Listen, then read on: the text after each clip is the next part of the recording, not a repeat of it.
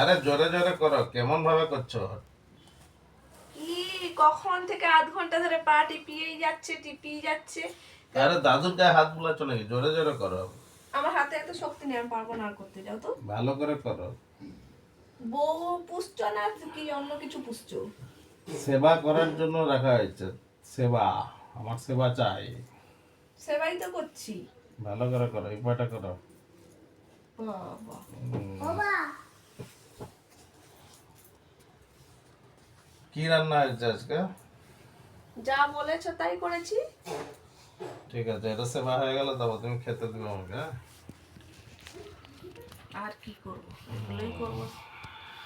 তাও চলে যাও বাপের বাড়ি। কষ্ট হচ্ছে যখন, সেবা যখন করার ইচ্ছা নেই। সব মেয়েরা তো আর তোমার মতো হয় না যে যখন ইচ্ছা ছেড়ে দেবো, যখন ইচ্ছা ধরে নেব।